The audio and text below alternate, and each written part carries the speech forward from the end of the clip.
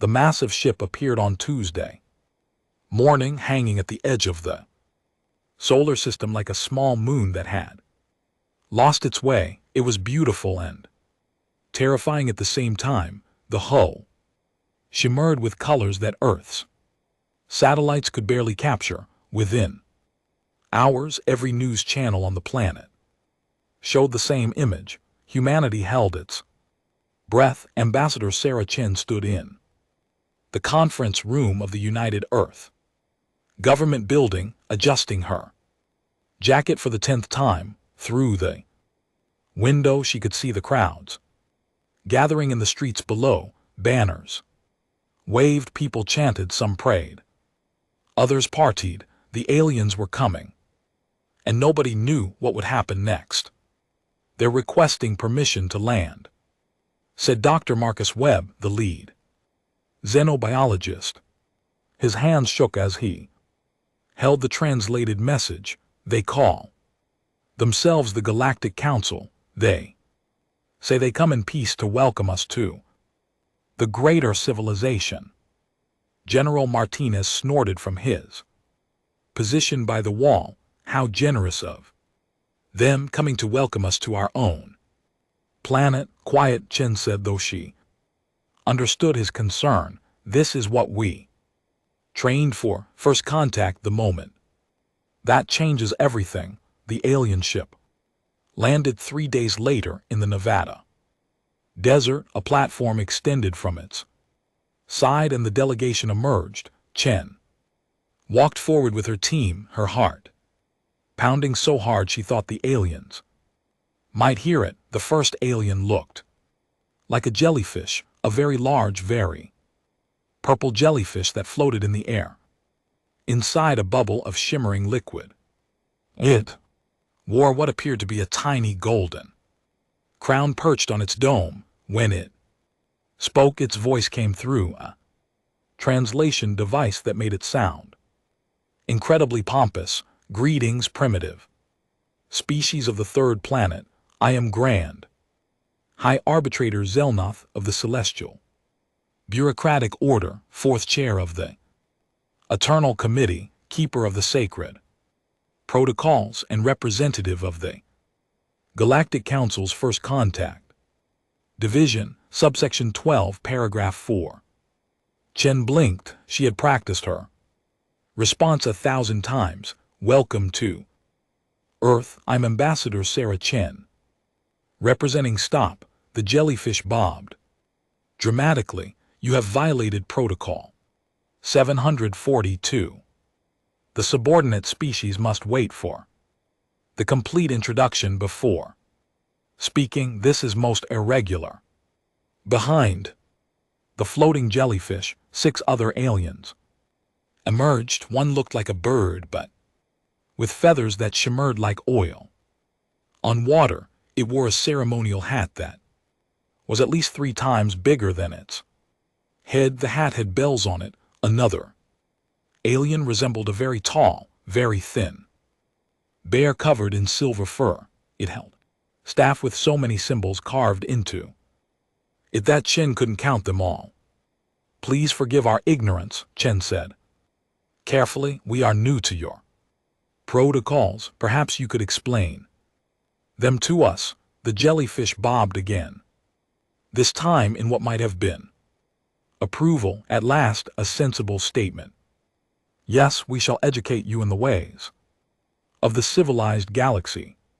Follow us to the ceremonial greeting area. The humans followed the aliens to a cleared space where someone had set up what looked like a very elaborate obstacle course mixed with a formal dining room. There were platforms at different heights, cushions of various sizes, and a long table covered in objects that Chen couldn't identify. The greeting ceremony has 17 phases, announced a new alien, this one looking like a float rock with crystals growing out of it. First, the subordinate species must present the petition of acknowledgement. Then the council representatives will perform the dance of welcome. Following There will be the exchange of symbolic gifts, the recitation of the Treaty of First Meeting and the signing of Form 47B, which must be witnessed by. I'm sorry, interrupted Dr. Webb. Did you say dance? The bird-like alien stepped forward, its enormous hat jingling. Yes. The dance of welcome. It is a sacred tradition passed down through 47,000 years of galactic civilization. Observe. What happened next would be replayed on Earth's internet for decades. The bird alien began to hop on one foot, then the other, while waving its wings in circles. The jellyfish bobbed up and down in time with some music that only it could hear. The tall bear thing swayed from side to side, making low humming sounds. Chin felt a tickle in her throat. She coughed, trying to cover it. Beside her, General Martinez had turned red, his jaw clenched tight. Dr. Webb's eyes were watering. The dance continued for 5 full minutes. When it ended, the aliens looked at the humans expectantly. Now, said the jellyfish, you must perform your species' traditional response dance. This is Protocol 743. We don't have a traditional response dance, Chen managed to say. The aliens gasped, actual gasps. The jellyfish's bubble quivered. No response dance. But how do you show respect? How do you acknowledge the greeting? This is unprecedented. We usually shake hands, offered Martinez. Shake hands. The tall bear alien leaned down to examine Martinez's extended hand. You vibrate. You're grasping appendages. How violent. No, we just grip and move up and down. Chen demonstrated with Webb. Like this. The aliens huddled together, making various sounds of concern and confusion.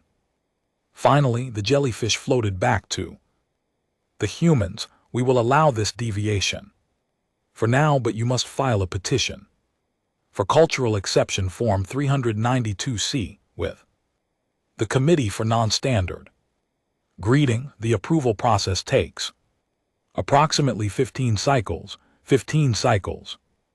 Asked Chen. Yes, roughly 3 of your Earth years. Martinez coughed. Chen recognized that cough. It was the cough of a man trying desperately not to laugh.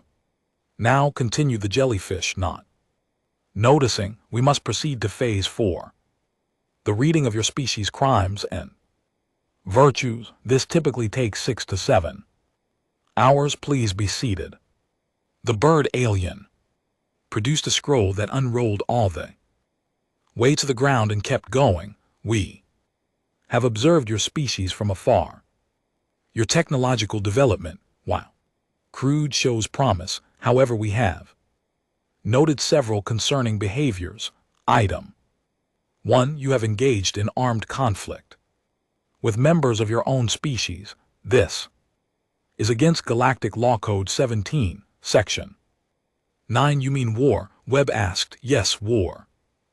Barbaric practice banned 43,000 years ago. What do you do when species disagree? Martinez asked. We file complaints with the Committee for Interspecies Relations. They review the grievances and issue rulings.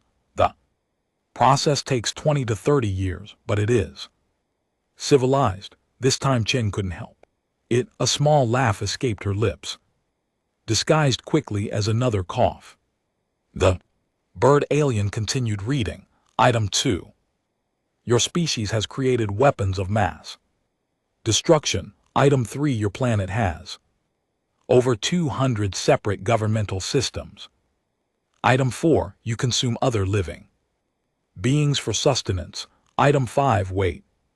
Chen interrupted. You don't eat living things. Certainly not. We synthesize nutrients. The consumption of biological matter is considered barbaric in all civilized worlds. Martinez was shaking, now his face deep red. Chen could see.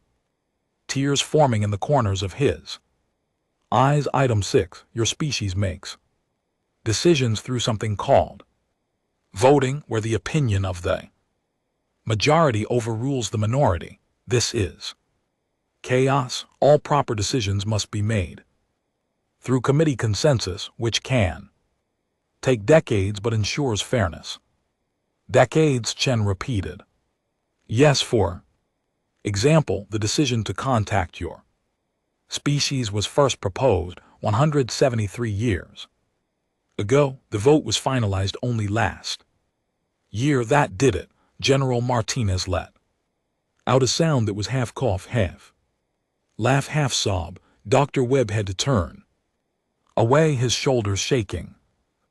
Jellyfish's bubble turned a darker shade of purple. Is something wrong with your biological systems? Do you require medical assistance? Chen took a deep breath, fighting for control. No, we're fine, please continue. But as the bird alien kept reading the list of humanity's crimes, which included everything from eating cheese to having pets to playing competitive sports, Chen felt her own control slipping. When they reached item 47, your species tells deliberate falsehoods for the purpose of humor, creating what you call jokes. She finally broke. A laugh burst out. Before she could stop it, just one, but it was enough. The aliens stopped. They stared. The ceremonial music that had been playing softly in the background cut off. You are laughing. The jellyfish sounded truly confused at the sacred protocols. Chen pressed her lips together, shaking her head, but her body was betraying her. Her shoulders shook. Tears rolled down her cheeks. Beside her, Martinez had given up entirely and was bent over, gasping for air between laughs. The Galactic Consil's representatives looked at each other. Confusion and growing offense. This is most irregular, said the jellyfish. Finally, most irregular indeed. Meeting had been moved indoors after what the Galactic Consil called the incident. Ambassador Chen sat across from Grand High Arbitrator Zelnoth, trying her best to maintain a diplomatic expression. It was harder than she expected. Perhaps we started on the wrong foot, Chen said. Could you tell us more about the Galactic Consil? How it works? The jellyfish bobbed, seeming pleased by the question. Of course. The Galactic Consil is the pinnacle of civilization. We have maintained peace and harmony for 47,000 years through our system of laws, protocols, and committees. A holographic display appeared in the center of the room. It showed a structure so complicated that Chen's eyes hurt trying to follow all the lines and connections.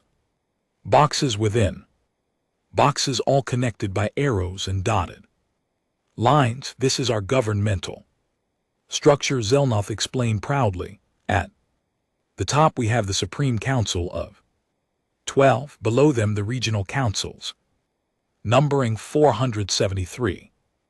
Each regional council oversees multiple sector councils. Each sector council manages numerous local committees, and below them, of course, are they subcommittees, special committees, temporary committees, and emergency committees. How many committees are there total? Asked Dr. Webb, genuinely curious. Approximately 47 million, said the bird alien, whose name Chen had learned was Chirpes, though the number fluctuates as we create new ones and dissolve old ones. How do you dissolve a committee? Martinez asked. Through the committee dissolution committee. Naturally, they review petitions for committee closure. The process takes approximately 60 years. Chen felt that dangerous tickle in her throat again. She took a drink of Water, and what about trade? She asked. If Earth wanted to trade with another species, how would that work? Zelnoth brightened. An excellent question. First, you would file a trade interest declaration with the Department of Economic Interactions. They would review your petition. This takes approximately 3 cycles. Then they would forward it to the Committee for Resource Evaluation, who would assess what your species has, to offer another 5 cycles after that. Wait, Chen interrupted. So far, that's 8 cycles, about a year and a half. Correct. After that, the petition goes to the Trade Fairness Board, who ensures that the proposed trade doesn't disadvantage any party. This is very important and takes approximately 7 more cycles. Martinez was doing the math in his head. That's 3 years just to start talking about trade. The whole process typically takes 15 cycles. Yes. About 3 of your Earth years. We pride ourselves on being thorough. Junior diplomat in the back of the room, a young man named David Park, made a strangled sound. Everyone turned to look at him. Sorry, he said, his voice tight. I swallowed wrong. Chen knew that wasn't true. She recognized the sound of someone desperately trying not to laugh. Please continue, she said to Zelnoth. Where was I? Yes, trade. Once all approvals are granted, both parties must sign the preliminary trade agreement, which must be witnessed by representatives from the Trade Oversight Committee, the Fair Practice Commission, and the Department of Cross-Species Commerce. Then there is a waiting period of 2 cycles to allow for any objections to be filed. If no objections are filed, the trade may begin. Hologram changed, showing what looked like a form with thousands of lines of text. This is Form 8472 TRD, the standard trade application. As you can see, it is quite straightforward. Chen squinted at the form. The text was so small and dense that she couldn't read it even with the magnification. How long is that form? Only 763 pages. Quite reasonable, really. This time David Park didn't even try to hide it. He let out a snort that echoed through the room. The aliens turned to stare at him. I apologize, Park said, still smiling. It's just that on Earth we can start trading in a day, sometimes in hours. The aliens gasped, all of them. Hours. Chirpaz's enormous hat nearly fell off.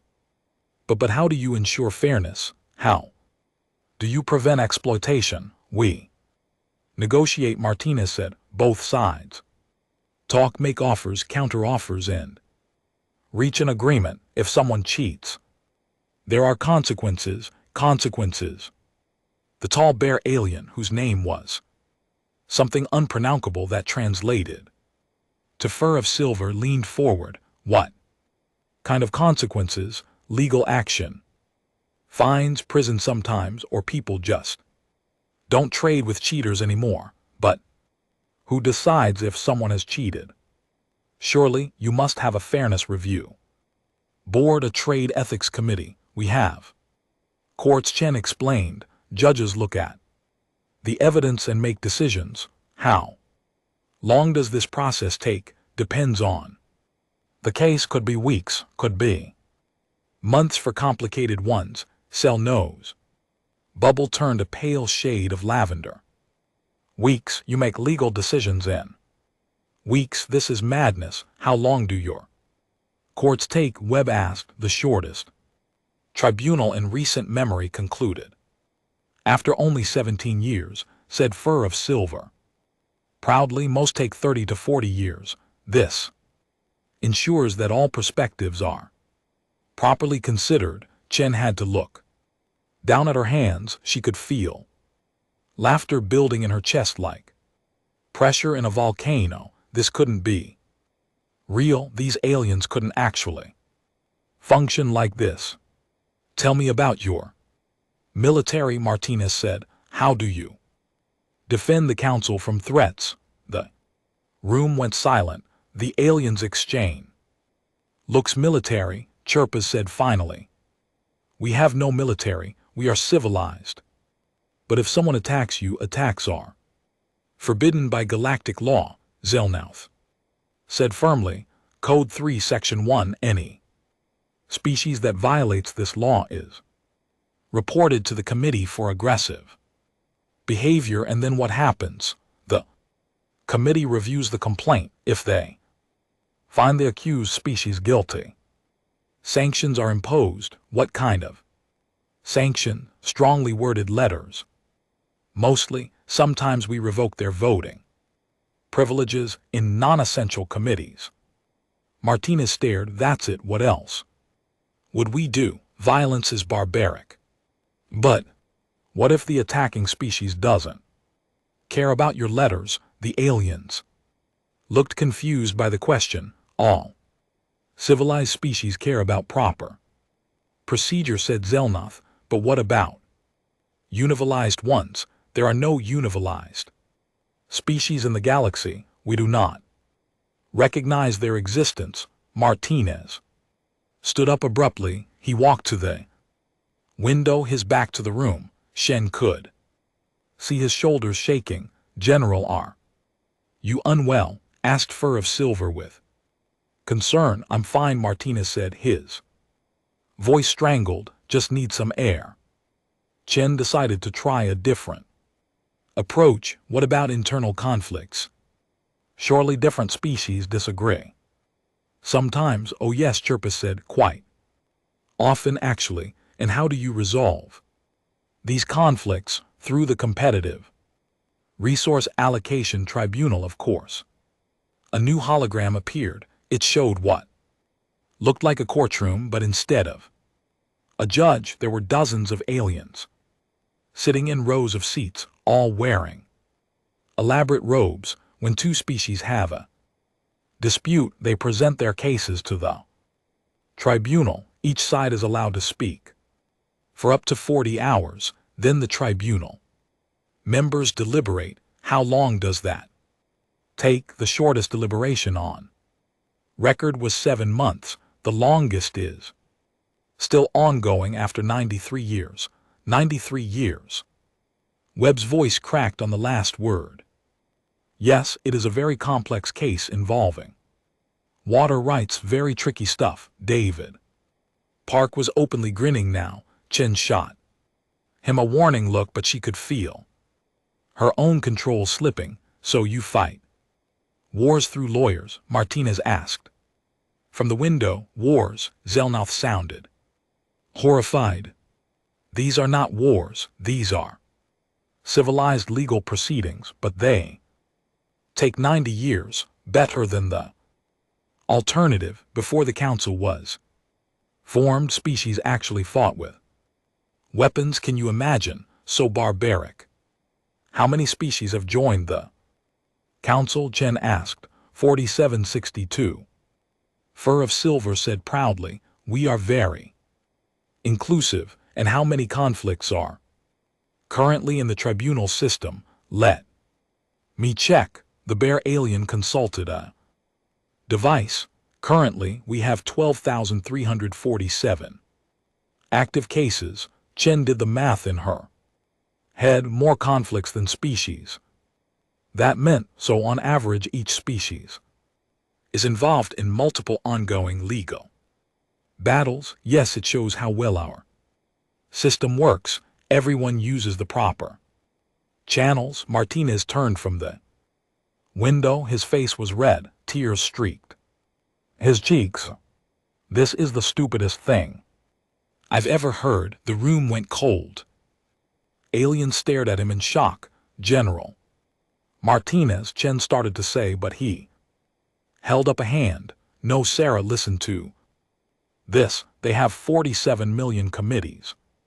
It takes them 3 years to approve a trade deal. They've got 12,000 legal cases that will take decades to resolve. They don't have a military, they defend themselves with strongly worded letters.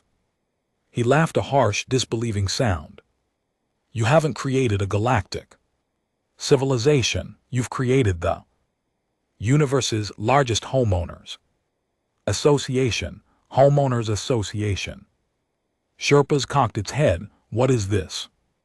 Never mind, Chen said quickly, glaring at Martinez, but she couldn't deny the comparison, and once she thought of it, she couldn't stop thinking of it.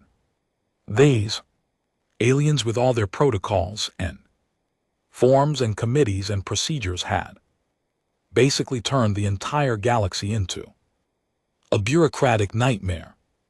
A laugh escaped her, just a small one.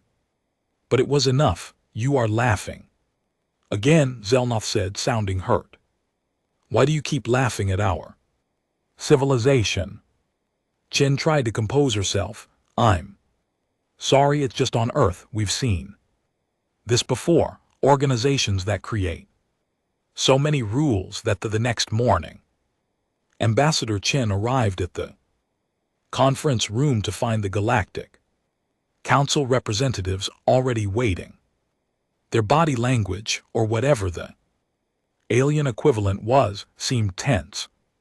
Zelnoth's bubble had turned a deep, angry purple. Chirpas's feathers were puffed up. Even fur of silver looked agitated, pacing back and forth with heavy steps. Ambassador Chen, Zelnoth began, its voice colder than before. The council has reviewed recordings of yesterday's meeting. We are deeply offended. Chen sat down slowly. I apologize if we seem disrespectful. Our laughter wasn't meant to insult you. Then what was it meant to do? Chirpas demanded. You laughed at our sacred protocols. You mocked our system of government. Your general called us a homeowners association, which our translators tell us is a very insulting comparison. General Martinez, sitting beside Chen, didn't look sorry at all. I stand by what I said, General Chen warned. No, Sarah, they need to hear this. Martinez leaned forward. You've been in space for 47,000 years. You've got thousands of species in your council, and what have you built? System where nothing can happen without a dozen committees approving it first. Where trade takes 3 years to start. Where conflicts take a century to resolve. That's not civilization, that's paralysis. The aliens made various sounds of outrage. We have maintained peace for millennia, Zelnoth protested. Have you? Chen asked quietly, or have you just made war so complicated that nobody can figure out how to fight one? The room fell silent. Finally, Fur of Silver spoke, its voice low. You do not understand. Before the council, the galaxy was chaos. Species fought constantly. Billions died. Entire worlds were destroyed. We created our system to prevent that horror from ever happening again.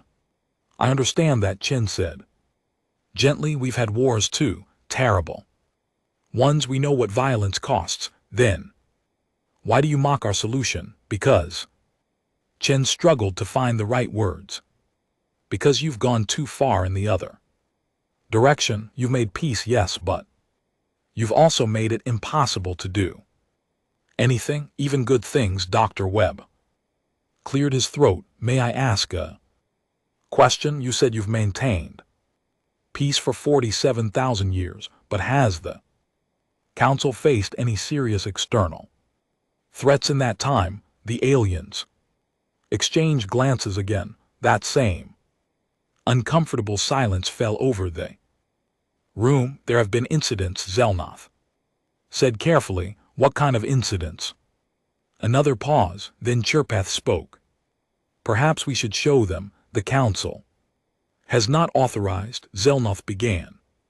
They need to know, especially if we want their cooperation. The holographic display activated.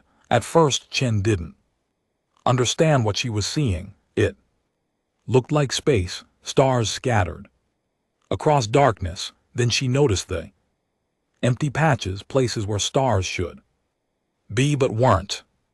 300 years ago, Fur of Silver said.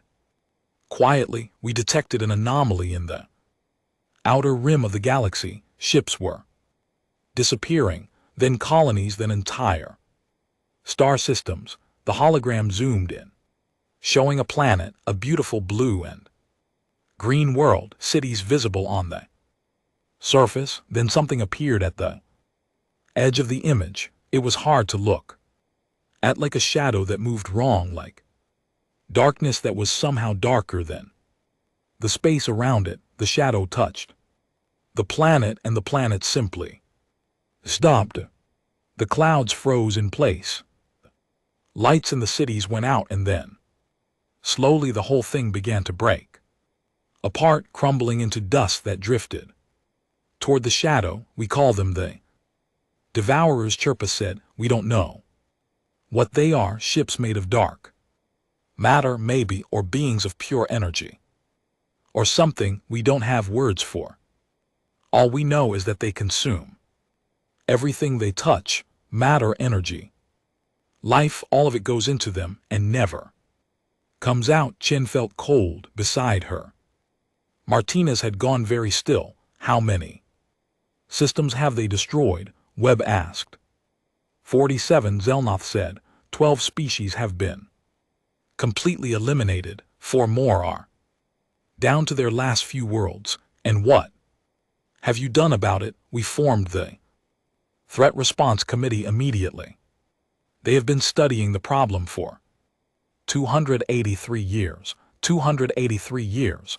Martinez's voice was deadly quiet. Yes, it is a very complex problem. We have sent expeditions to study the Devourers, collected enormous amounts of data, run simulations, consulted experts from every field, and in those 283 years, Martinez interrupted, the Devourers have destroyed 47 star systems.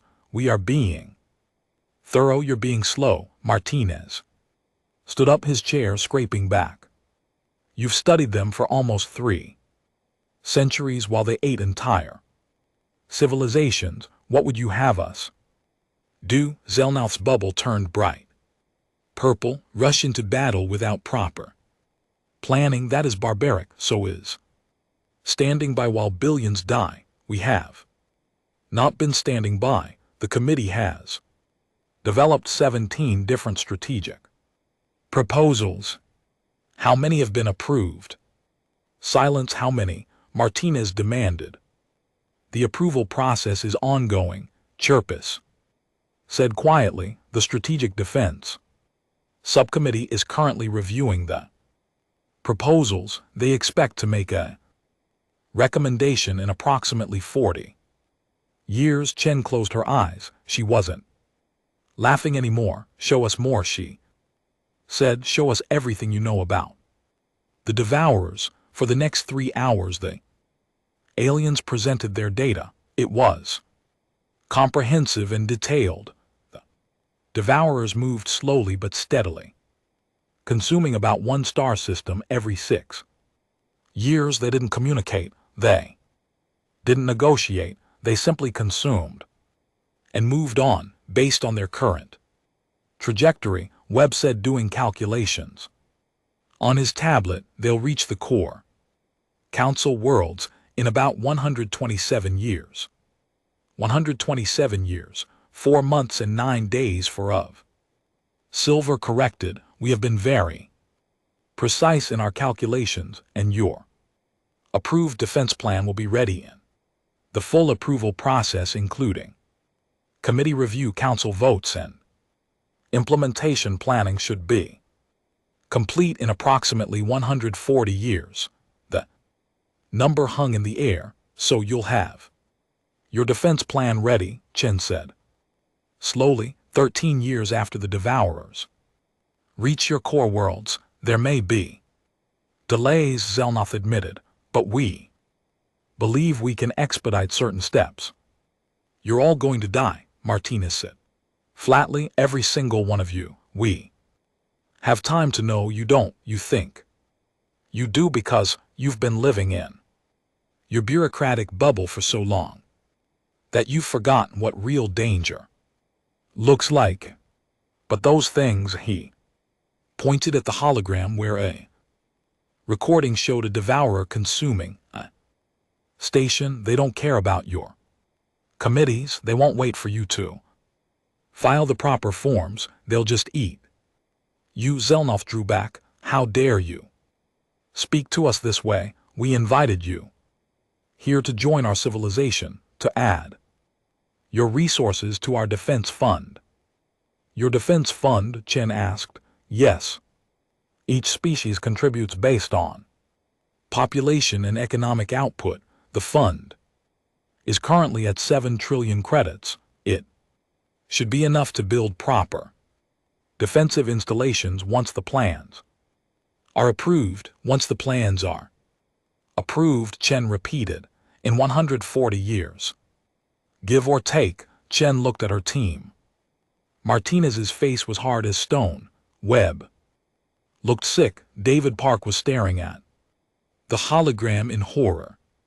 You didn't invite us here to join your civilization, Chen said quietly. You invited us because you're desperate. You've got a threat you can't handle. With committees and forms, you need help, real help. It's not. It is. You know it is. That's why you came to Earth, even though we're barbaric by your standards. You're hoping we'll contribute to your defense fund, maybe speed up some of your processes. Aliens said nothing. Chen stood up. Give us access to all your data on the devourers, everything, sensor readings, recordings, failed defense attempts, all of it. That would require filing a data access request with the information management committee. We're not asking permission, Chen said, her voice hard. We're telling you, give us the data or we'll take our ships and go home. Your choice. Zelnoth's bubble pulsed rapidly. This is blackmail. This is reality. You need us more than we need you, so you can either work with us right now, no committees, or you can go back to your protocols and die waiting for them to save you. The aliens huddled together, making urgent sounds in their own languages. Chen waited, her heart pounding. Finally, Zelnoth turned back. This is highly irregular. Everything about humanity is irregular, Martinez said. Get used to it. We will provide the data, but only because the situation is dire. Smart choice, Chen said as the aliens prepared to transfer their files. Fur of Silver approached Chen. You understand what you are seeing? Yes, the devourers cannot be reasoned with. They cannot be bribed or negotiated with. We have tried. I understand. Then what will you do? You have no committees to organize your response, no protocols to guide you. How will you make decisions? Chen looked at the hologram again, watching a world die in silence. Quickly, she said, we in LT Unk and GTLL. Make them quickly. The data from the Galactic Consil filled every computer on Earth. Scientists worked around the clock, analyzing 3 centuries of information. What they found was both encouraging and terrifying. They're consistent. Dr. Webb told the emergency strategy meeting. The devourers follow predictable patterns. They move from system to system in a straight line. They don't change course. They don't adapt. They just consume and move forward. What about their defenses? Admiral Zhang asked. She had been appointed to lead the military response, and she studied the holographic displays with sharp eyes. That's where it gets tricky. The council tried to fight them Exactly 3 times in 300 years, all. 3 attempts failed. Why? Because they took too long to organize. By the time their fleets arrived, the devourers had already finished consuming the target systems and moved on, and when they did catch up, their weapons were ineffective. What kind of weapons did they use? Energy weapons mostly. Lasers, plasma cannons, particle beams. All very advanced, but the devourers absorbed the energy, made them stronger. Actually, Martinez leaned forward. What about kinetic weapons? Webb shook his head. The Council banned kinetic weapons 40,000 years ago, called them primitive and uncool. They refused to even test them, so they never tried hitting these things with something solid. Correct. Martinez and Zhang exchanged looks. Zhang smiled, and it wasn't a pleasant smile. Oh, she said, oh, this is going to be fun. 3 days later, Ambassador Chen stood before the Galactic Council. The meeting was broadcast across the galaxy. Thousands of species watching in real time. Thank you for the data, Chen began. We've analyzed it carefully. We believe we can stop the devourers. The assembled alien stirred. Selneth floated forward. You have developed a strategy so quickly, but you haven't even formed a committee. We don't need a committee, we need action. Here's what we're going to do. A hologram appeared, showing human ships, dozens of them, moving toward devourer positions. We're deploying our fleet immediately. We'll engage the devourers at System 47, which is next in their path. But there are protocols. Sherpas protested. You must file a military action proposal with the Defense Coordination Committee. Then the rules of engagement subcommittee must approve your tactics, and the Weapons Review Board must certify that your armaments meet galactic standards. No, Chen said. Simply, the word hung in the air. No. Zelnauth's bubble quivered. What do you mean? No, I mean we're not doing any of that. We're going to fight now our way. This is unacceptable. Fine, then you handle it. Oh wait, you can't, because you've been trying for 300 years and failed. Chen's voice was hard. We're not asking permission, we're informing you. If you want to file a complaint about it, go ahead. We'll read it after we save your lives. The council erupted in protests, but Chen simply ended the transmission. Admiral Zhang's fleet reached System 47 in 2 weeks. The devourers were already there, a dozen shadow-like forms drifting toward the inhabited world. 3 billion people were evacuating as fast as they could, but there wasn't enough time. All ships. This is Zhang. The admiral's voice came across the fleet channel. Remember your training. These things eat energy, so we're going old school. Prepare kinetic missiles. The human ships launched their weapons, solid chunks of metal and rock, accelerated to a significant fraction of light speed. No fancy energy shields, no plasma warheads, just mass and velocity. The missiles hit the devourers like hammers, and the devourers screamed. It wasn't a sound exactly, more like a vibration that human sensors could barely detect, but every living being in the system felt it, a wrongness that made their teeth ache and their skin crawl. The nearest devourer's form rippled, part of it tore away, dissipating into nothing. Target damaged. Zhang's tactical officer shouted, firing again. More missiles launched. The damaged devourer tried to move, but it was slow, sluggish. The second volley hit, and the thing simply came apart like smoke in a strong wind. Holy hell, someone whispered. It worked. Don't celebrate yet, Jung said. We've got 11 more. All ships pick your targets, fire at will.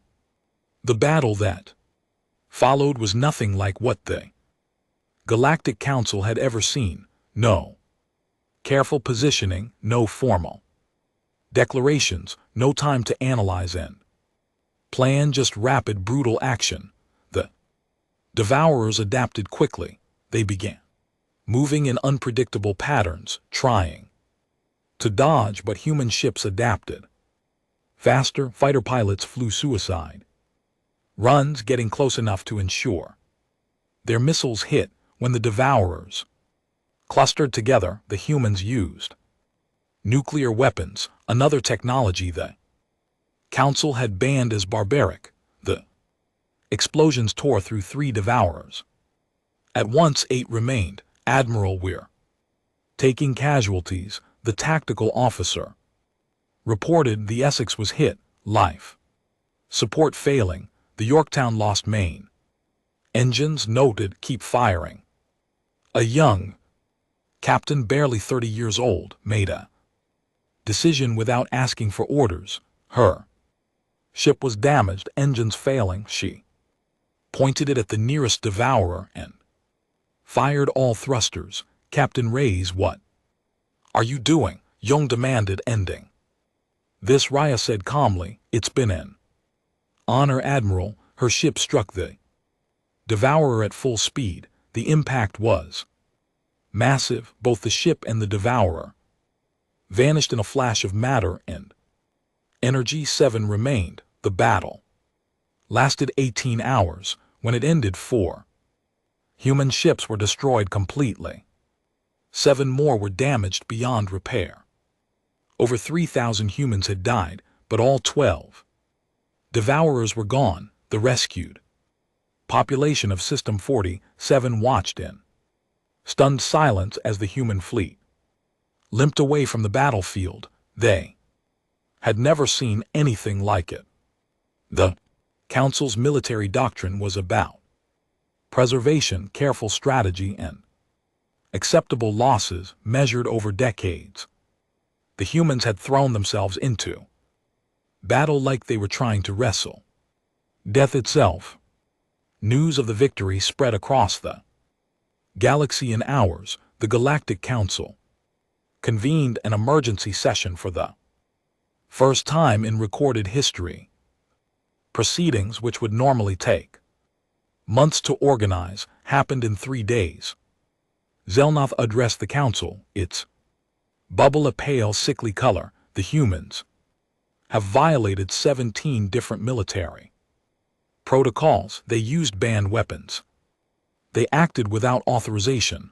They engaged in what can only be described as reckless violence, and they won, said a voice from the assembly. It was one of the species whose worlds were in the Devourer's path.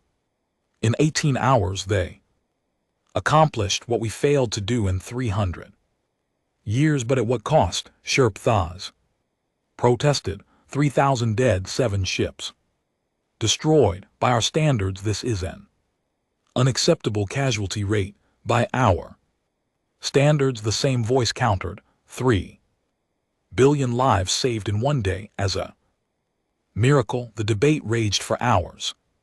Some council members called for sanctions against humanity. Others wanted to study human tactics. A few, very few, suggested maybe the humans were right. Meanwhile, back on Earth, Admiral Zhang stood in a hospital, visiting the wounded from the battle. She found a young pilot, her leg shattered, lying in a bed and staring at the ceiling. How are you feeling? Lieutenant, Zhang asked. Like I got hit by a planet, ma'am, the pilot said with a weak smile. But we won, right? We won. Good. The pilot closed her eyes.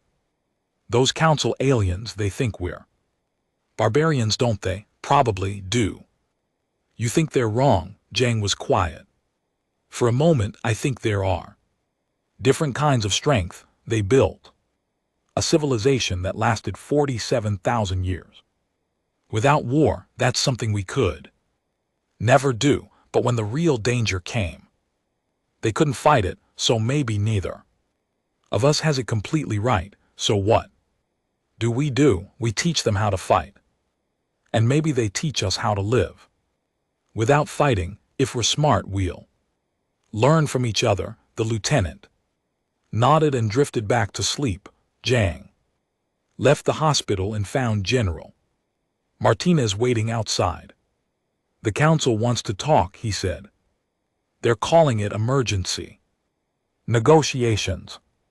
Only took them 3 days to organize. That might be a record for them. They want us to stop fighting the devourers. Jang laughed, a tired, bitter sound. Do they now? Some of them do. Others want us to keep going but follow their rules. And a few, not many, but a few want to learn from us. What do you think we should do? Martinez looked up at the sky, where stars were just beginning to appear. I think we keep fighting, because if we don't, those things will eventually reach Earth. But I also think Chen was right. We need to teach them. Show them that you can be civilized and still be ready to fight when you have to. Think they'll listen. Some will. Some won't, but the ones who do might just survive what's coming. High above Earth in the massive council station, Ambassador Chen prepared her next speech. She had been given 30 minutes to address the entire Galactic Council.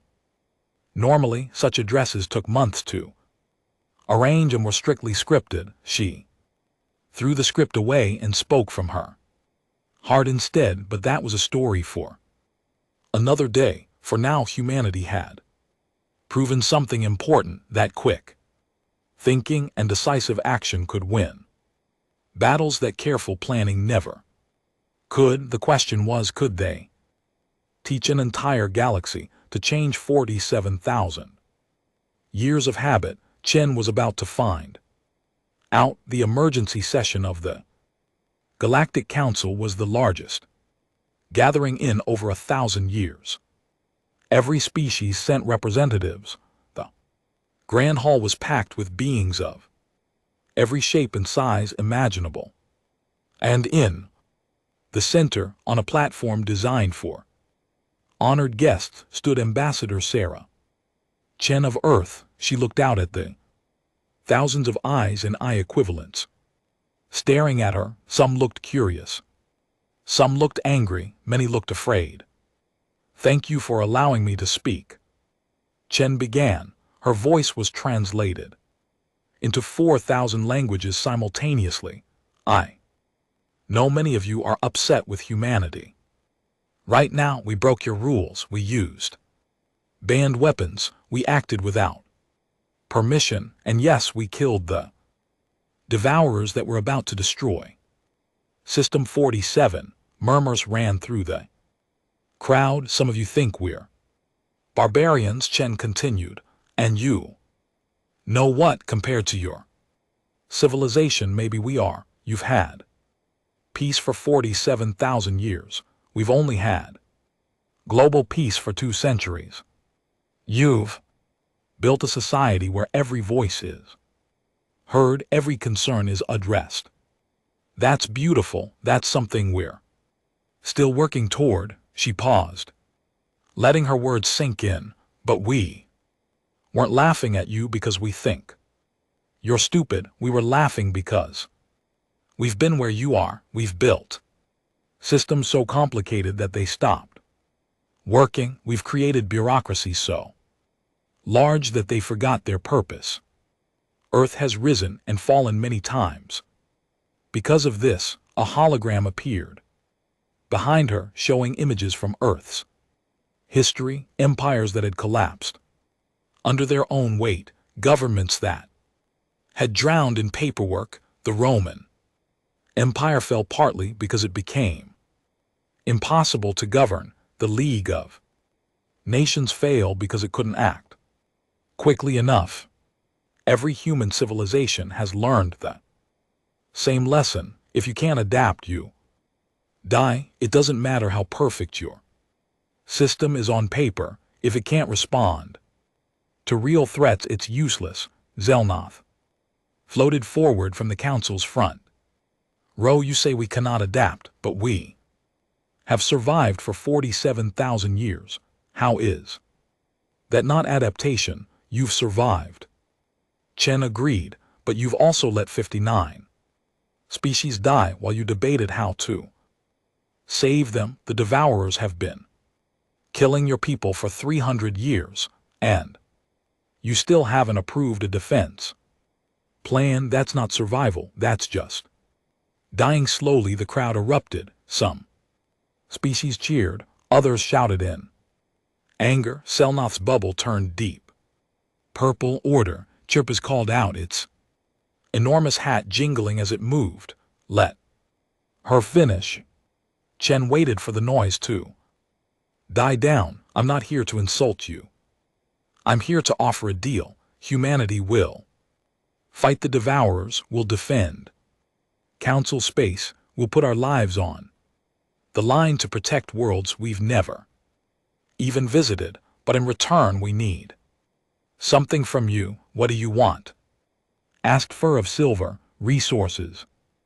Territory. No, we want you to let us teach you. Silence fell over the hall. Teach us, Zelnoth said slowly. Teach us what? How to make decisions without spending 10 years in committee. How to act quickly when necessary. How to balance peace with preparation. You've created something amazing here. Civilization where war is unthinkable. But you've forgotten that sometimes the only way to preserve peace is to be ready for war. An old alien in the back row spoke up. Its species looked like a walking tree and its voice creaked like wood. What you suggest would destroy everything we've built. No, Chen said firmly. I'm not suggesting you abandon your councils or your protocols. I'm suggesting you learn when to use them and when to set them aside. You don't need a committee to approve every decision, just the big ones. You don't need 17 levels of review for an emergency, just for normal operations. But who decides what is an emergency? Asked another voice. You do, all of you. Together create an emergency council. With real authority, give it the power to act quickly when threats appear. Then, when the emergency is over, let your normal systems examine what happened and hold the emergency council accountable. Dr. Webb stepped forward to join Chen. On Earth we have something called martial law. During a crisis we give temporary power to military leaders. They can make fast decisions, but when the crisis ends, civilian government returns. The military leaders must explain everything they did. It's not perfect, but it works. Temporary power. Chirpa sounded intrigued. But what stops this emergency council from keeping power forever? You do, Chen said. All of you, your 4,000 species, your millions of committees, they stay in place. They watch. If the emergency council abuses its power, you remove it. You've spent 47,000 years building systems to prevent tyranny. Use them, but don't let those systems prevent you from defending yourselves. General Martinez joined them on the platform. Here's the truth. Humanity isn't better than you. We're not smarter or braver, but we've learned to balance two things you've kept separate. We have laws and councils and debates, but when danger comes, we act first and argue about it later. You argue first and act never. Neither extreme works. What you're describing, said a species that looked like a floating crystal, sounds like chaos. It is chaos, Martinez agreed. Controlled chaos. It's messy and imperfect, and people make mistakes, but it's alive. Your system is orderly and perfect and dead. The crystal pulsed angrily. We are Not dead, 59 species are, Chen said. Quietly, and more will follow unless you change. The debate continued for hours. Some species demanded humanity be expelled from council space, others wanted to immediately create the emergency council Chen had suggested. Most were somewhere in the middle, uncertain and afraid. Finally, Zelnoth called for a vote. We will decide, do we allow humanity to defend council space using their methods? All in favor. The vote took 30 minutes to count, 4,000 species, each with their own voting procedures. When the results appeared, Chen held her breath. 347 in favor, 653 against, 1762 abstentions. The measure passes, Zelnoth announced. Sounding tired, humanity is authorized to engage the devourers without prior council approval. However, they must file detailed reports after each engagement. We can do that, Chen agreed.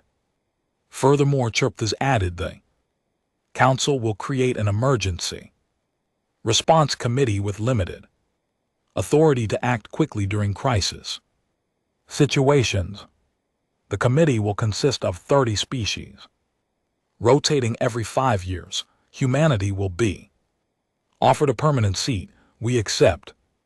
Chen said this will take time to implement. Fur of Silver warned, we must draft charter documents, establish procedures, determine the scope of authority. How long? Martinez asked.